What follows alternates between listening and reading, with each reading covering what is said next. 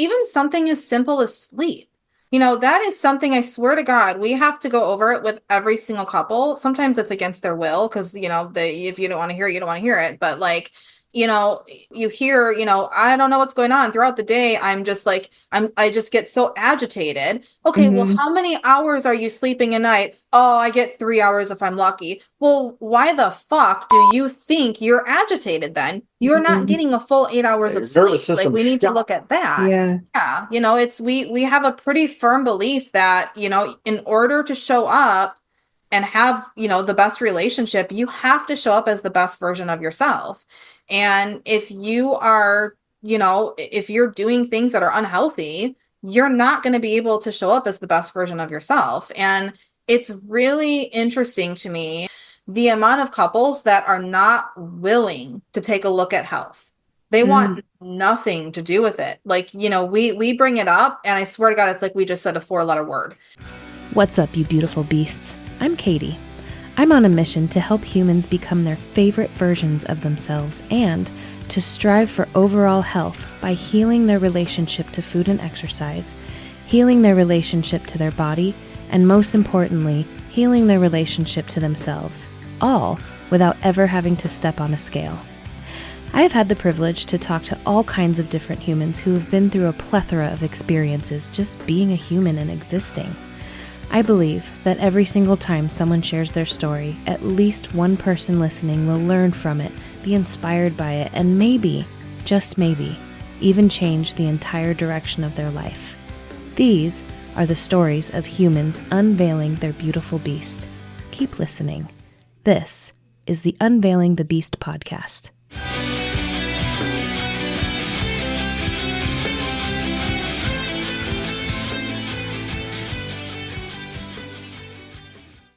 Well, welcome to the show. And thank you for saying yes. Can you tell the listeners who you guys are? And you can take turns. And a little bit about why you think you are who you are individually, and then also why you think you make a good team. Oh, okay. Love it. Do you want to go first or would you like me to go first? Yeah, ladies first. Okay. Well, so I am Erica McKay. My husband here, Brian McKay, and we work 2-on-2 with couples. We do relationship coaching with couples. And why do we do that? That is a loaded question, but there's a lot of story behind it. So I'm trying to figure like where do I start, where do I end? So I guess for me, just to kind of give a little bit of backstory, before meeting Brian, I was married. So I was married. My first marriage lasted about 10 years. I was very, very young when I got married. I was 17 for that first marriage. And we started off really, really great. I mean, as good as it can be when you're basically a child getting married. It Mhm. was, I definitely had expectations of what marriage should look like. And I think that I got a rude awakening when I actually found out what marriage is really like. It was like a welcome to the real world very, very quickly. Mhm. Um, and I would say probably about 2 years into our marriage, we started having a lot of issues and we decided to do couples counseling. And we ended up going, I think it was 2 sessions, and the counselor was great. I mean, she was spot on with a lot of what she said, but her delivery was maybe not so great. So Mhm. my ex-husband was 8 years my senior, so he had a lot of just kind of I guess shame around the fact that like there was such a big age gap. And she Mhm. had said to him, I you need to stop controlling her. You're being very controlling and you're treating her as if she's your daughter. And hearing that in that way completely shut him down. And he was like, I'm not doing it ever again. Like, this woman is crazy. She doesn't know what she's talking about. We're done. And to me, that was kind of heartbreaking because, I knew that we really, really needed help. And now he was completely shut down to getting help. And I knew if something didn't change, it was basically going to be the beginning of the end, which is exactly what happened. Everything started to, very progressively spiral down.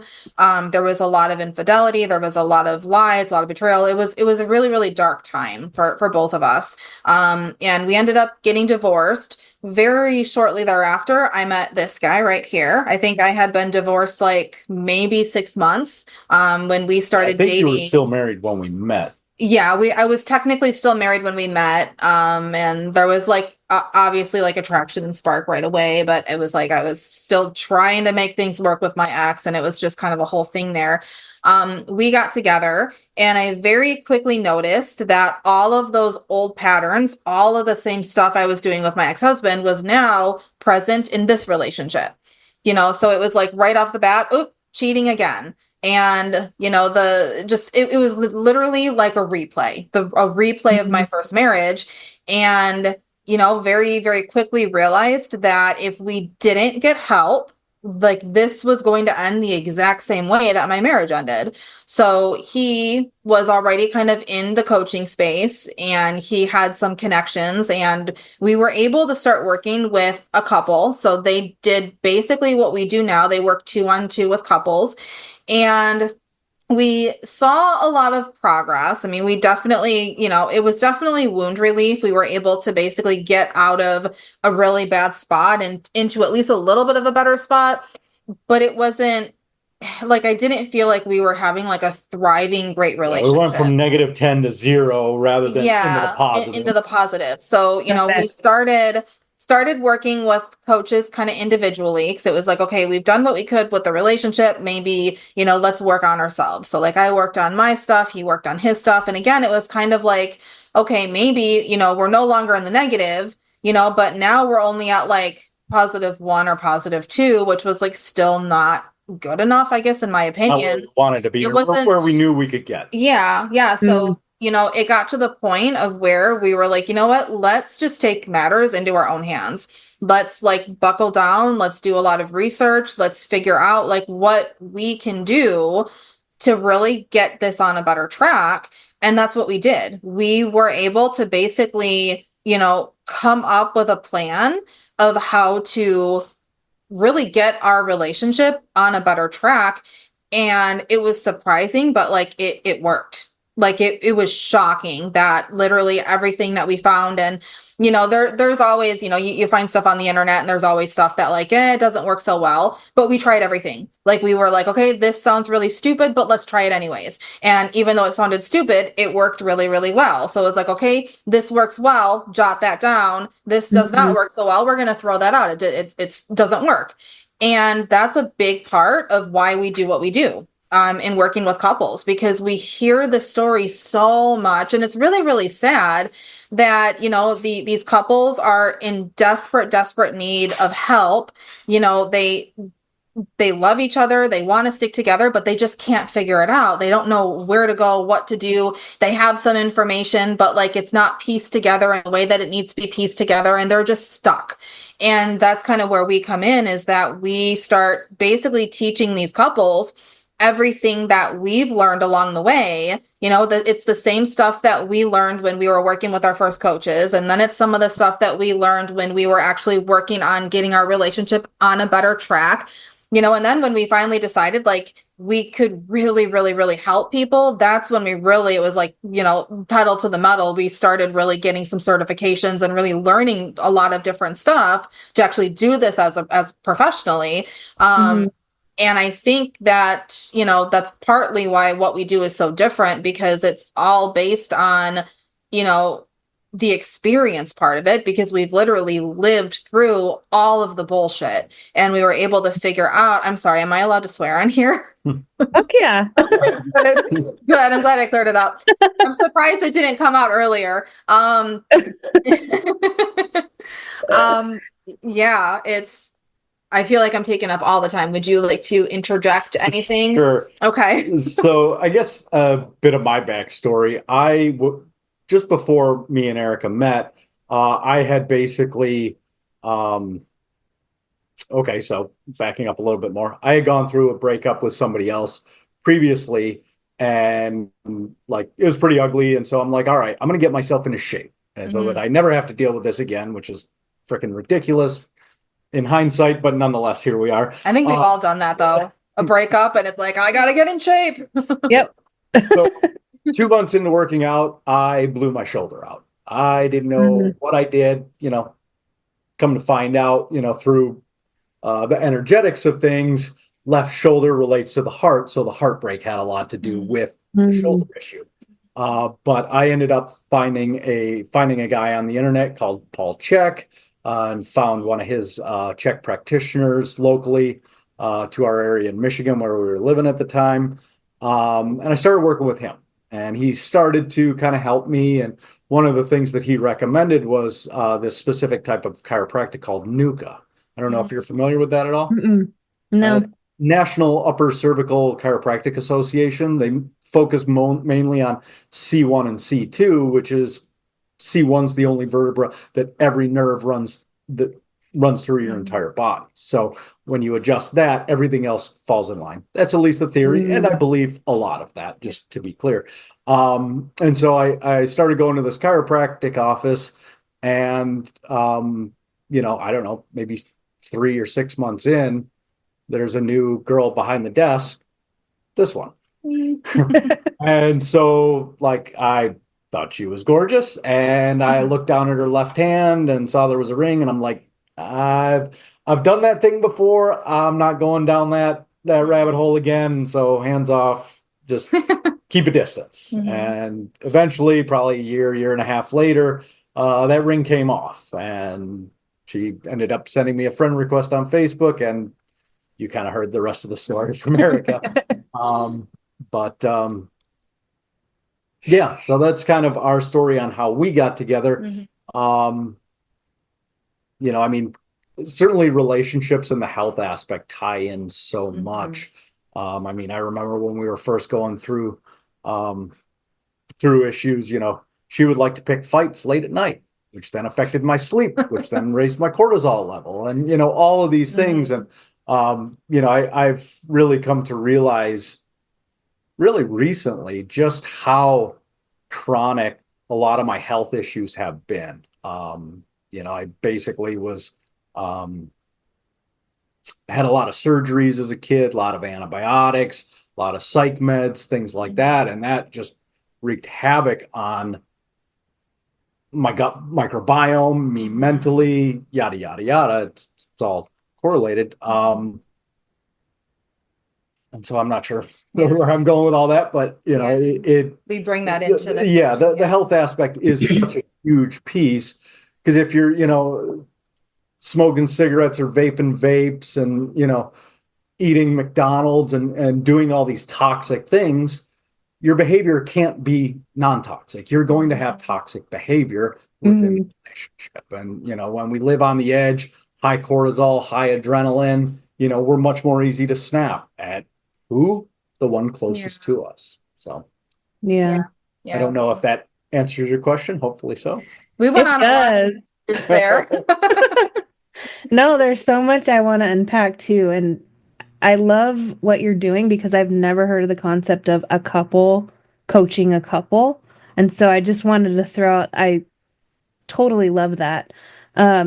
Just the idea, I love your story because it is showing here's you and your past and all your shit, and then here's you and your past and all your shit, and now you're coming together and you're making your own shit. And yeah. There is a lot of shit going on. Yeah. A lot of times, we seek the outside help. Like you said, you went to the counseling, and it helps to have somebody on the outside help you pull out what's already inside of you. And sometimes they don't do that. So I love that your story is that you went to the outside help and it wasn't helping. So you went back to what's inside of you two already, and you found your own answers. Yeah. Yeah, absolutely. Yeah, that honestly, that's been huge, because, I even thinking back, the first counselor didn't work out, therefore marriage didn't work out. I can only imagine, possibly where we might be if I would have never gone internal and never, thought of let me see if I can figure this out myself, versus let's try another coach, or maybe let's try another therapist, or maybe let's try a counselor, maybe let's do this. I think that honestly, bringing that all internal and doing that on our own it was really hard at first. I mean, it was not a cakewalk because there was so much trial and error, being able to figure out like what works and being able to separate what works from what honestly does not work. Because to be honest, there's a lot of bullshit out there that simply does not work. Sounds good in theory, but Yeah, sounds good when you yeah. try to apply it practically, it just doesn't hold any weight. Yeah, yeah. And we went through a lot of that where it's like, okay, this, in theory sounds like a great idea. We would try to put it into practice, and with anything, you have to try it for, minimum of, 3 weeks to 4 weeks.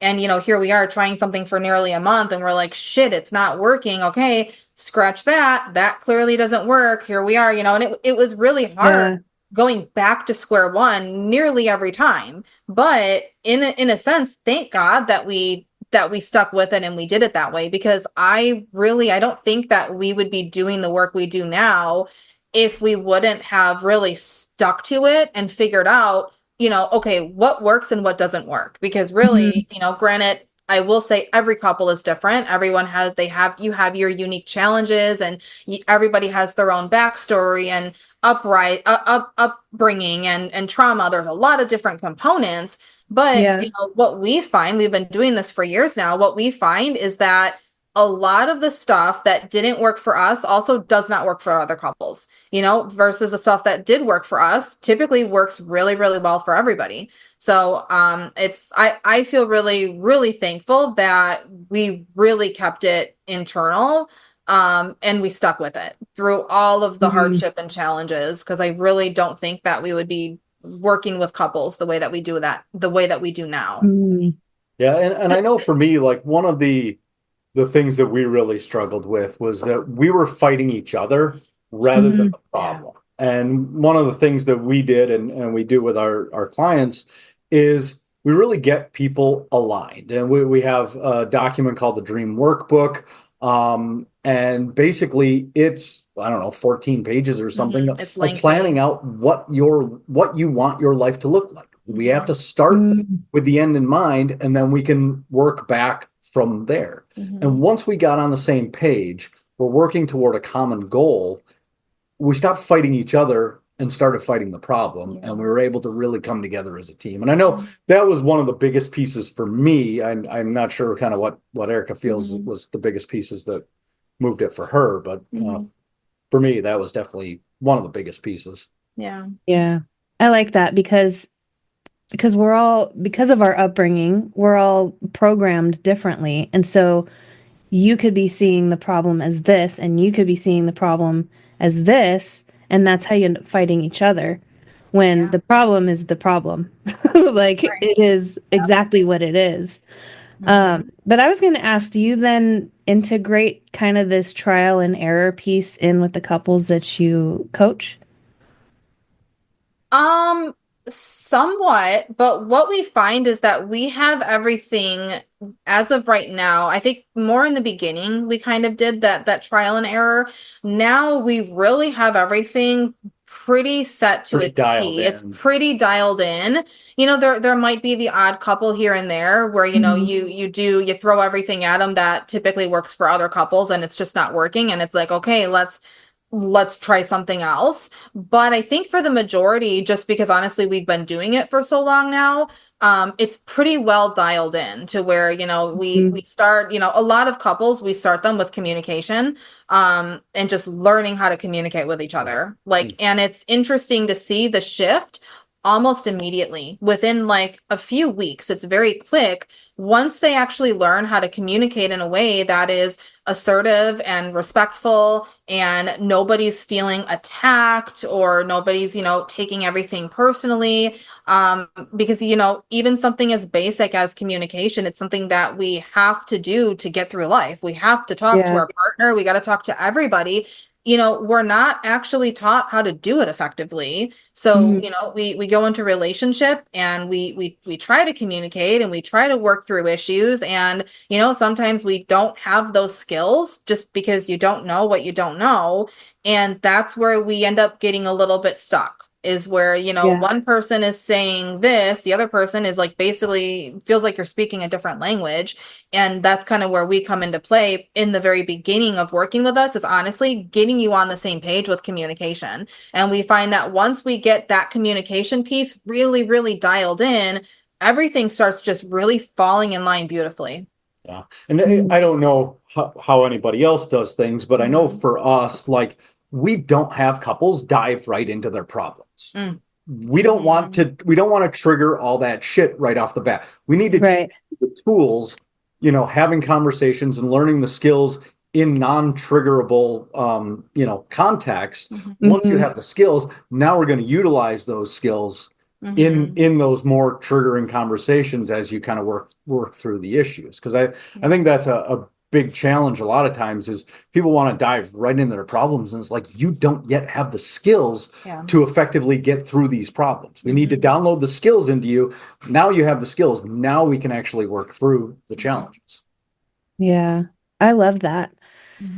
And so then how do you bring in your health background? And I ask because it's really cool, because you guys seem to focus on the relationship, and then you have like the health guy. My practice is I focus on health, and one of the pieces is healthy relationships, because, they go hand in hand. Absolutely. Yeah. And so I feel like we're in this dance. We are. Yeah, we totally are. Yeah. And so how do you bring that piece into this? Yeah, I mean, that really depends on the couple. I mean, some couples are really open to looking at the health piece. Some don't want anything to do with it. And so we kind of have to try to slide that in as we go. But I mean, so often, people are just stressed to the gills with, whether it be, just life in 21st century America, whether it be, eating a poor diet, whether it be not, moving your body enough, whether it not be, getting out in nature enough, just all of these different facets of what it means to be a basic human animal. Yeah. And, I mean, we've been working with a couple, now for, I don't know, I think close to 3 months now. And like, they're still eating out. They're still using the nicotine vapes. Like, they're still doing these things. They're still on psych meds, things like this. And certainly I'm not a doctor. Don't play one on TV. You do that with your doctor. But we need to start moving in the direction of moving away from medication. The body responds to medication as a toxin. It has to basically excrete it as best as we can. And it's also playing havoc with hormones, brain chemistry, all of these things.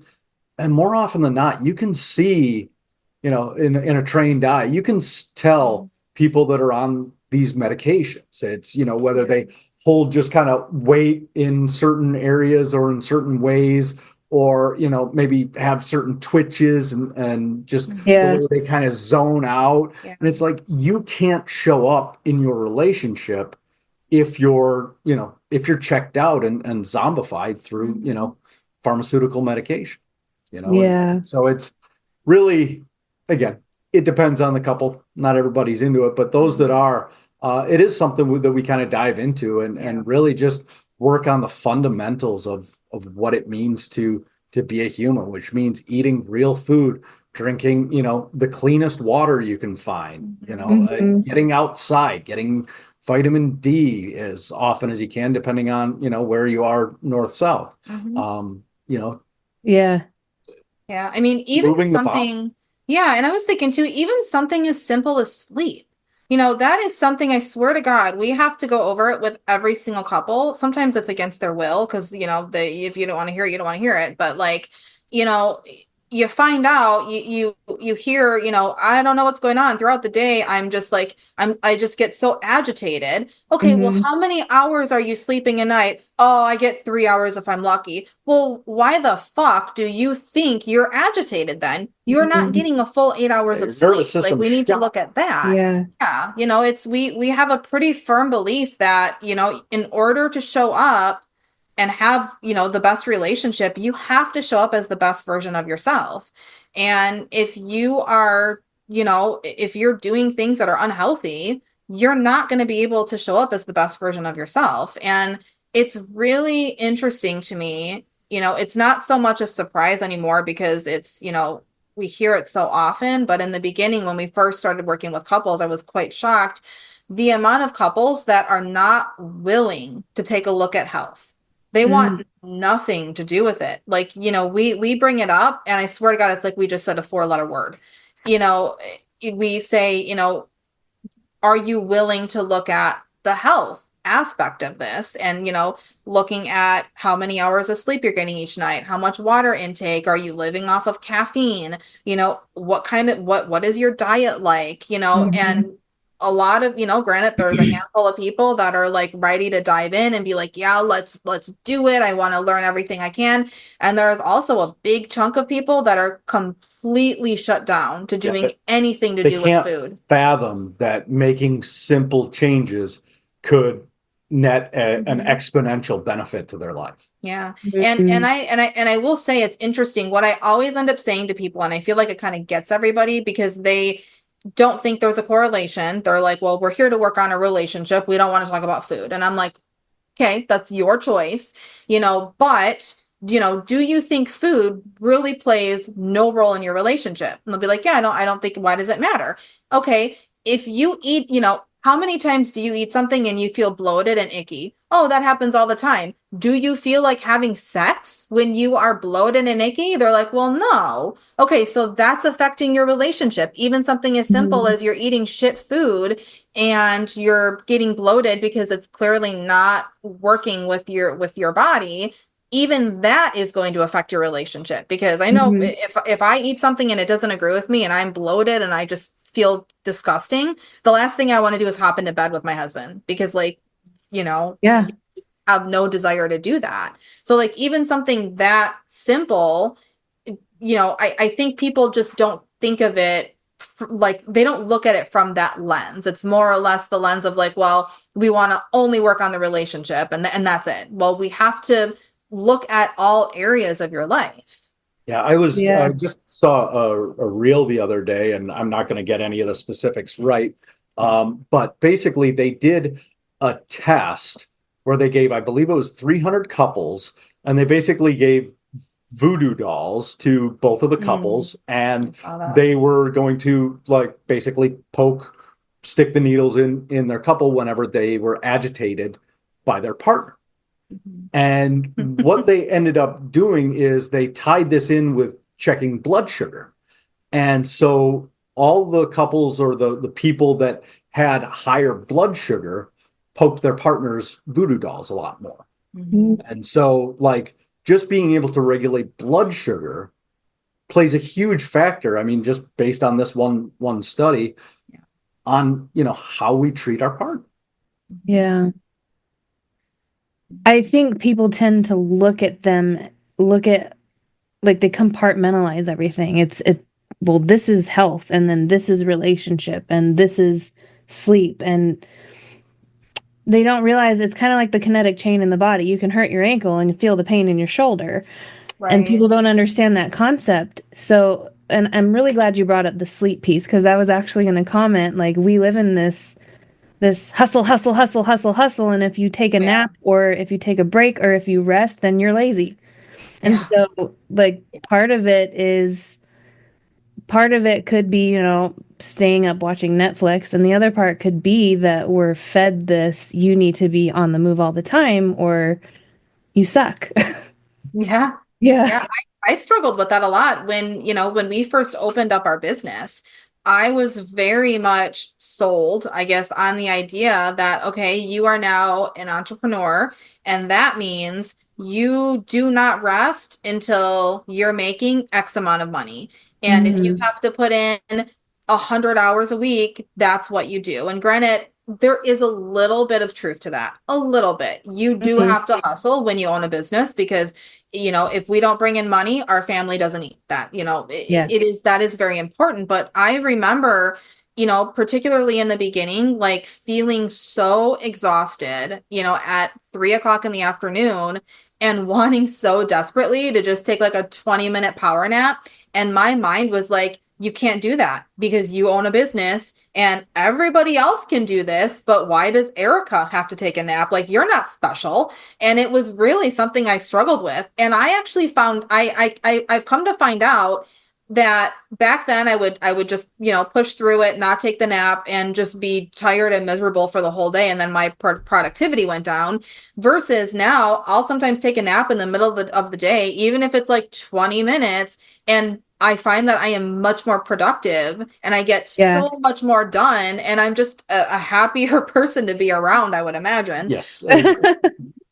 When I actually started giving in and like listening to my body, because before it was like, no, I'll just drink another cup of coffee. Well, no, you're tired. Like, listen to your body and give it sleep. Yeah. Yeah, I relate to that. And it's funny because I teach people how to listen to their bodies. Yeah. And I've been getting migraines since I was 7. And so when I started my business, if I'd get a migraine, I would cancel, whatever I had going on, and I'd feel so much guilt. A, because I canceled an appointment, and B, because, oh my gosh, now I'm failing my business. And Right. so there was one day I texted my husband and I was like, I feel really bad, but I have a migraine. I need to lay down and this whole day is wasted. And he texted back, he's like, but won't you be more productive if you take the nap and you make yourself feel better? And I was like, why do you have to be right? Damn it, you're right. Yeah. Yeah. Yeah. It's tough. It's Yeah. really hard. I mean, as much as, the same, I tell people all the time, like, women, follow your intuition. We literally, we should allow it to guide us. And even till this day, there's still times when like I lay down to rest and I just feel so guilty, because it's like, no, it literally, it's programmed in you. Honestly, I think from children, from like when we're in school, it's just programmed, like studying. If you have to study all night, you do what you got to do, because you have to ace that test, because everything is, based on what grade you get. It's just so programmed, and rewiring that takes so much work and so much repetition to really start unwiring those limiting beliefs, honestly, because they limit us. Yeah. And even with the school thing, like if you fall asleep in class, you get in trouble. Oh my I'm God, like, yeah. maybe the kid really needs a nap so that they can finish whatever it is you're doing in class. Yeah. Or maybe they had pizza and chocolate milk for lunch and their blood sugars crashed. Right. Yeah. Yeah, that's a whole tangent. We can go on with the school system, where, we have a daughter. She's 9 years old, and she's right now in public school, and we're probably going to give it till she's, probably 5th grade. We're gonna pull her out and homeschool her, just because there's so much with the public school system that I don't have to get into right now. But it's, we're pulling her out. Yeah. That's interesting because my son's in public school right now. He's 7.5. He's in 2nd grade. And we're thinking after 6th grade, we're going to probably pull him out and do either like a charter school or homeschool, or I don't even know how all of that works. But right now, he really wants to stay at his school. I know this is like a side tangent, but we live an hour away from where he goes to school because we both used to work out there, and now we both work from home. Yeah. But he really wanted to stay at his school, so we drive, take him there, and then we go pick him up. But that school ends in 6th grade, so. Right, yeah, no more. That drive itself is a killer. So before our daughter was in public, she was actually in a charter. When we first moved to Florida, she was at a charter, which I really liked. I mean, in comparison, charter versus public, I liked the charter a lot better.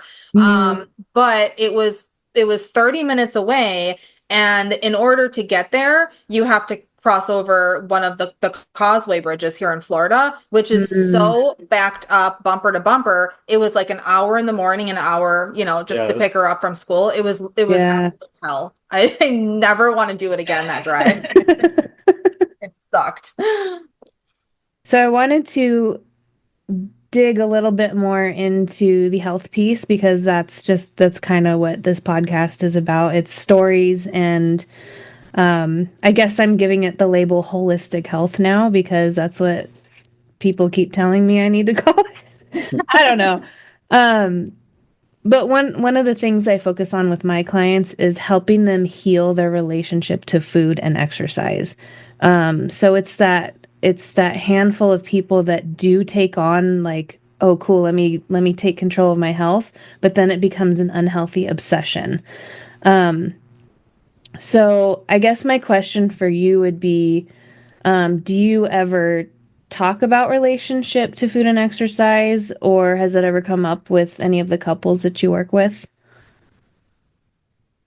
We typically don't go too deep into that with the couples that we work. Again, we've only had a few that really like were into the holistic thing and really wanted Mhm. to heal their health.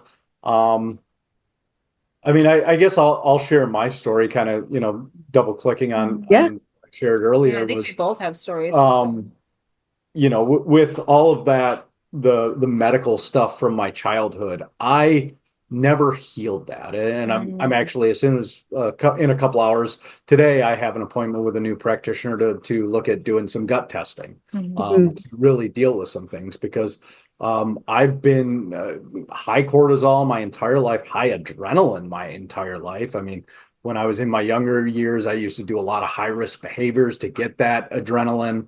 Um, as I've gotten older and I've gotten healthier, um, that's kind of gone away, but um, very high inflammation. And, I smoked cannabis for, 9 years in two different stretches of 9 years in my life. And certainly, the intention was to like try and calm down the nervous system. But what that was also doing was creating more inflammation. And so like I have been, basically a holistic personal trainer and corrective exercise coach for the last 11 years now. And I was never able to really get my body where it needed to get to. And I ended up Mhm. quitting the cannabis middle of last year. And I'm finally able to exercise on a regular basis. I've been on a 3 time a week kind of strength training program now for close to 6 months. Nice. It's not negatively affecting me because what used Mhm. to happen would be, every 4, maybe 8 weeks, if I was lucky, I'd end up having either a physical or a mental breakdown. And like it was Mm. just too much for my system to handle. And so now I'm basically starting to unwind that. And, a lot of that is, I had chronic candida issues. I mean, I used to drink liters of pop every day, when I was in my Mm. years. Mhm. Ended up with a severe candida infection that, just by switching to organic whole foods has improved, but it hasn't been taken care of completely. And so this is again Mhm. kind of working on that. But it's, you can't bring your best self to your relationship if you are toxic, inflamed, sleep deprived, eating Yeah. garbage food, blood sugar swings all over the place. Mhm. Like it cannot be done physiologically. Mhm. And so these are pieces that if you want to maximize your life, you have to look at these things. And I mean, as the saying goes, how you do one thing is how you do everything. Our relationship Mhm. to ourselves and our body and to food and to exercise typically mimics how we relate to our significant other, how we relate to our boss, how we relate to our Mhm. friends, all of these different things. And so we have to address these things holistically. And certainly there's different compartments, and it might need to focus on this one, a little bit and really address the not only the knowledge base but the action base as well, actually changing the behavior. Mhm. And that might, start to bring up these other things, but sometimes we have to focus on different areas to help kind of start bringing ourselves up holistically. Yeah. It takes me back to that dance I was talking about, where like you can't be 100% in your relationships, and I mean like all relationships, not just your romantic relationships, um, unless you're taking care of your health, and also your health can't be at its at its peak if you're in toxic relationships. And so it's like it's this beautiful, like, constant movement is what I'm envisioning, like this movement, this The energy. dance. Yes. Yeah. And, all the pieces of health work like that. Like, for example, the sleep thing. If you're not getting enough sleep, you're going to be fucking hungry, And so, and Oh, you're yeah. going to choose things that maybe aren't nourishing your body. And then if you're choosing things that aren't nourishing your body, you're going to be really tired. And so it's like this whole piece. It's really fascinating. I'm obsessed with like human behavior. So yeah. Certainly Cool. are interesting. Oh, so interesting. Yeah. So what about you? You said you had a story behind this too. Yeah, it's interesting that you bring that up, that the relationship between food and health and working out, because that is honestly something that I've struggled with. Honestly, what feels like my whole life. Growing up, I think I started working out very young. I think I was like 13, which isn't a bad thing. But I think the way that I was doing it as a teenager with the intention of I have to be really, really skinny, Yeah, the why it behind was it the makes a big why that difference. that Yeah. was very unhealthy. So like that, the excessive working out, that started for me very, very early on. And then, in my first marriage, I had a lot of trouble with eating disorders and just always having this mindset of I have to work out, I have to work out, I have to make sure that I'm eating less than 1,000 calories a day. I mean, for a really, really long time, I was working out basically obsessively. I would go to work, and I would, as soon as I get home, I would go right into working out. And I was very, very intent on like I cannot eat over 1,000 calories a day. So there were some days that like I would try to fill up on like saltine crackers because I knew that they were very low in calorie, or like, let's drink flavored water because I'm still getting like the flavoring, but there's, 0 calories. And I literally destroyed my body, years and years and years of, basically, let's call it like it is, anorexic behavior. It Yeah. it ruined my body, and it ruined my mindset. Even now, I have a healthier outlook on it. I work out. I think I've been working out now, doing a lot of strength training, probably for just under a year, because the Pretty close same, to a year. yeah, the same thing that happened with Brian would happen with me. I would start working out, and I would work out very consistently for, I don't know, maybe about a month or so. And I would get like a killer migraine, and that would knock me down, and I would never pick it back up. Or something would happen, and I would get like very sick. And, now intention isn't so much, to lose weight. Intention is just to feel better, because now I'm nearly 40, and I just want to feel healthier. I don't want to feel fatigued. I don't want to feel bloated. I just want to feel healthier. And it's so interesting because it's like I got the exercise or the workout piece really down, and now trying to rewire that belief about food and calories that has literally been, I feel, beaten into all of us for so many years, that I really struggle with, because there's some days I find that like, okay, I should only eat a protein bar. So I'm just going to eat like a protein bar for breakfast and a protein bar for lunch, and then I can eat what I want for dinner. you know, and I know that is not the healthy way to do it, but that mindset has just been so driven into me that it has been very, very difficult to let go of. And then I do find it affects my relationship, because the days that, I am worried about how many calories I've put into my body, I'm not as nice of a person as I probably should be. So it's very interesting kind of looking back and seeing all of the correlation. Even earlier you spoke, if you have a toxic relationship, it's really hard to really not have a toxic body. And that was what was happening in my first marriage. There was, a lot of talk of, you need to be skinnier, your butt's a little bit too big.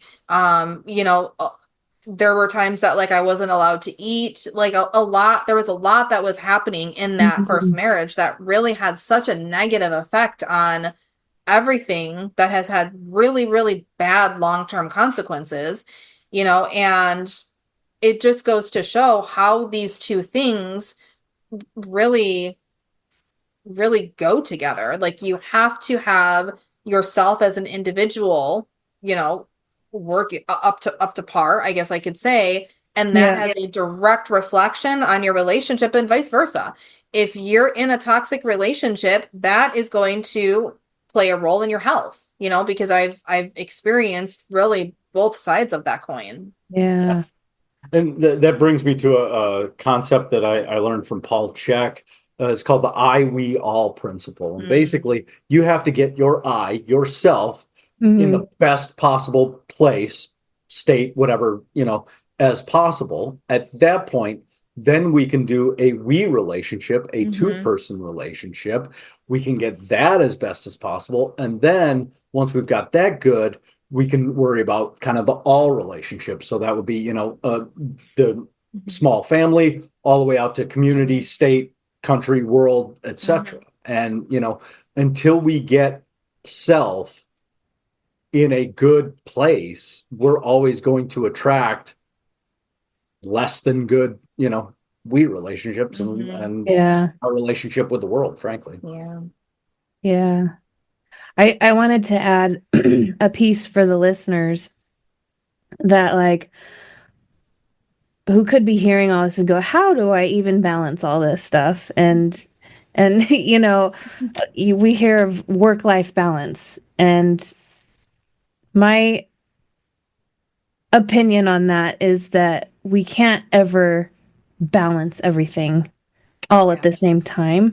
But if you're keeping yourself centered and taking care of yourself as much as possible, especially your mental health, you can stay centered so that when things are unbalanced, more so than they usually are, it's easier to tackle the beast, so to speak. You know what I mean?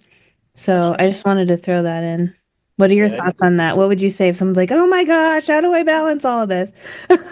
I mean, you're absolutely right. It is balancing. It's not balanced. Like, it is an active thing. And yeah, I agree. It's definitely, coming back home to center, to heart, to soul, whatever word you want to put on it.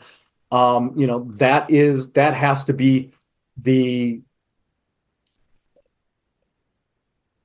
rock, because life is always the winds of life are always going to blow. We're always going to be knocked off our center, and it's up to us to come back to center, to be able to, adjust to whatever life throws at us. Sometimes we got to bust ass at work, and we got to put in, an extra 20 hours a week. Sometimes it's like, all right, well, work's kind of slow right now. So, and I feel off because I have been busting my ass. So what do I need to do to bring myself back to center, to get diet right, get back into a meditation practice, whatever it might be? It's definitely balancing, because life is always going to throw us curveballs. Yeah. And it's so important. You have to fill your own cup first. Always. I think a lot of people look at relationships and they look at family life, and they think, they take on this role of the martyr of, you know what, I'm going to make sure I gotta take care of my man first and foremost. Or even the children, this is probably going to be super, super fucking controversial, but the way that, going back to the I, we, all, that's how we basically structure our family life. I have to make sure that I'm taking care of myself and my needs first and foremost. Granted, with that being said, there are certain things that I have to attend to with my daughter. I can't just say, you're on your own. Good luck. Sayonara. But I cannot be a good partner or a good mother if I am just pouring from an empty cup all of the time. it's my responsibility to make sure that I'm constantly filling up my own cup and really doing the things that fill me up, which that could be different for all of us. I mean, I know for me, working out, that, the way I'm doing it now with a better intention feels so good for me right now. Mhm. I do a lot of journaling, I do a lot of grounding, I do a lot of meditation. Meditation is super important. I just want to throw that out there. That's another, like, it's almost another 4-letter word when we work with couples. We start talking about, do you guys do any meditation? And they're like, oh no, it's woo woo and hippie and da da da. It's like, well, how do you think you're going to regulate your nervous system? Like, you have to be able to practice mindfulness, and part of that is getting a meditation practice. So, really being solid in those things that really fill you up as an individual, so that you're actually able to pour into somebody else's cup. Because if your cup is empty, there's nothing to pour from, and that's just going to breed a lot of resentment in the end. The amount of moms that we work with that have so much pent up resentment because they are doing everything. They're doing, they work a 40-hour a week work job. They do the cooking, they do the cleaning. They're the only ones that are taking the children to school. They're doing. And there is so much resentment there because they're not sticking up for themselves. They're, granted, part of it is the communication. They don't know how to communicate what they need to have happen. And then another big part of it is that they are just giving too much of self. You have to make sure that you are giving to yourself first and foremost. Mm-hmm. Yeah, I've been there, so I really felt that. Oh yeah. Yeah. Oh Yeah. And then with the for my added piece, it was lack of sleep because I was doing the job and waking up at 1:30 in the morning and being at work by 4 a.m. And it was just like this 6 years of lack of sleep and resentment and just bleh, So I felt that. I've been there. yeah. And It takes a toll for sure. it does. And, something that not everybody knows or not everybody understands, or maybe sometimes they're just not willing to look at, is, just to kind of double click on sleep, because sleep is so incredibly important. If we look at, the repair that takes place during sleep. So a lot of people have this misconception of, as long as I get 8 hours, it's fine. I can go to bed at 1 a.m. as long as I'm up by, 8 or 9, I'm good. What actually happens, that is actually not good for the body, because between the hours of, 10 p.m.? Yep. Yeah. 10 and 2. Yeah. Between the hours of 10 p.m. and 2 a.m., that is our physical repair. So that is when our body is actually repairing itself physically. Now, between the hours of 2 a.m. and 6 a.m., that's all of our psychological repair. So, let's say that we are up playing video games until 4 o'clock in the morning. Not only is our physical body going to suffer, mental, emotional, even along the lines of spiritual, that is also going to suffer, because we are not giving our body adequate time to repair itself. So even looking at it from the standpoint of, yeah, you're getting 8 hours of sleep, that's great, but that 8 hours that you're getting, is it actually repairing your body in ways that it needs to be? Because, you need both. You have to be able to repair the physical body, and, you have to be able to look at it from the mental, emotional standpoint as well. I mean, the amount of, honestly, I think back to him, and, in the past, he would have mental breakdowns. And a lot of it was because, he was smoking weed and waking up at 3 a.m. And mentally, that's not being repaired during those hours. So, even like looking at it from that standpoint of, honestly, just how harmful, not getting a good night of sleep actually is on yourself, on the relationship, on the whole family, friendships, everything plays a role with sleep. Yeah. Just a side note to the listeners, I recently wrote a very basic blog article about that I'm going to link in the show notes about sleep, what happens when we sleep, and things you can do to help yourself sleep. So I just wanted to, because I just posted it a couple days ago. So um, It's important. yeah, So Super important. important. Yeah. yeah. Well, I want to respect your time. We've been at it for 55 minutes and it feels like 20. I know. Yeah, those are the best conversations though, because if I didn't look just now, I probably would have thought it was 10:30. So my time. Same. Yeah. But I do have one more question for you guys, and you can take turns answering. I mean, you could answer at the same time, it just might not come out too clear. Yeah. And that is, if you had one piece of advice that you could give to the world, what would it be? Hmm.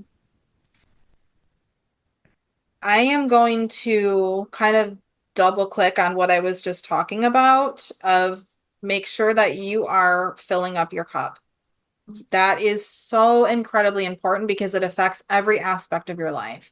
Do the things that are going to fill you up as a human being. Make sure Mhm. that you're looking at all aspects of the human condition.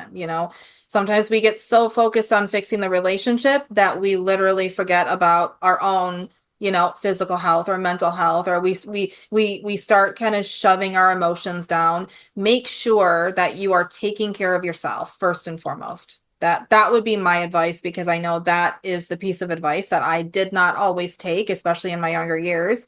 And now I've gone through the painful process of really paying the price for that. Mm. So How about you? don't do it. Don't do it. Do it. Cool. I guess my biggest piece would be to remember that we are a human animal Mhm. and we need to treat ourselves as such. We've gotten so sucked into society, technology, Mhm. living in boxes. Like all of these things take a real toll on us as beings. And if we go back to, you know, centuries ago, or even look at some of the more um, primitive societies, tribal societies. I mean, even the Amish, like Mhm. they seem to do life a lot better than we do. And it's, Mhm. moving the body, eating real food, getting real sleep, being outside, being in tune and in touch with nature, having animals around, um, you know, earthing or grounding, getting bare feet on the earth, having a relationship with nature more than just living in. I mean, in Florida, all our homes are concrete because of the hurricanes. So like Right. living in these concrete boxes surrounded by Bluetooth and Wi-Fi and 5G, and just really remembering that, whatever your favorite animal is, probably, hopefully not a nocturnal one, but like try and live life closer to animals. And I think that, it's my lengthy way of saying if you can live more like an animal, you're probably going to do a lot better than the way we have society laid out right now. Boom. Yeah. Beautiful beasts. Brian and Erica McKay signing off. Until next time.